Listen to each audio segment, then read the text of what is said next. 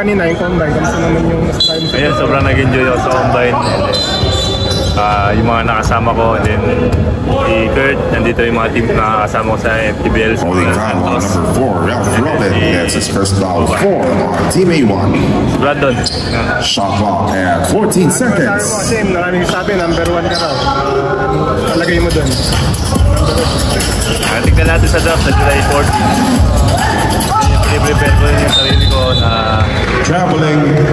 hindi ako kung tatapusin ko yung FTBL o lalaro na ako sa itong draft natin sa PBA. So may ganun pa pala kasi diba under contract ka pa sa umaga until this season. So may chance na hindi ka pa makalaro sa season ng PBA. Ba't pa nag-decide na magpa-draft na ngayon na? Ba't mo napag-desisyon na mag-apply ka na? Holding foul on number 2, Tonan Win. First foul, 2 on Team A2. Sinabi ko last year kasi hindi pa ako healthy last year kasi hindi ako masyadong nakapaglaro sa overseas.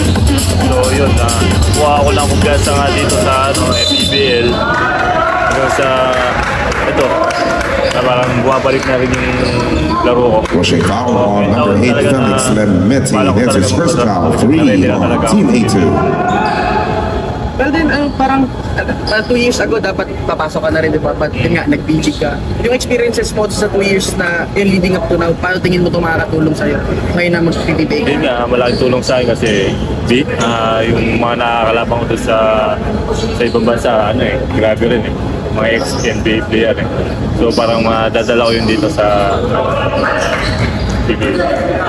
May nabanggit kayo kanina nga parang pinigil si maglalaro ka pa sa NBA, tuloy mo pa or kung gano'n.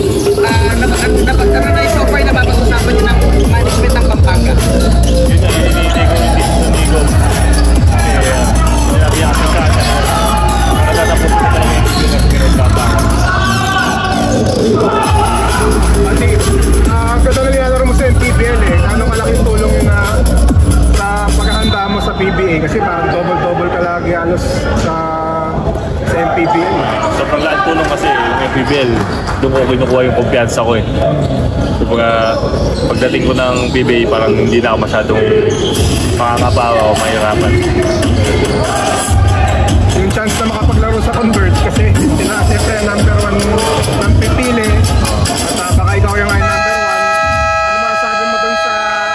At the end of the first quarter, the score is 18-13 in favor of Team A1. Bata kasi. Once again, the 49th season PBA Draft Combine is co-presented by Arena Plus and Daily Fantasy. Also like to thank our event partners, Don Benitos, Bammy Kitchen, Black Mamba, Aho Classico, and Mr. Donut. Players ka ba na looking forward na mga matchup, mga laban o maging kakampi?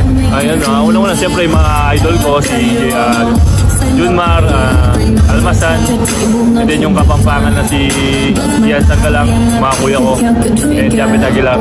Yan.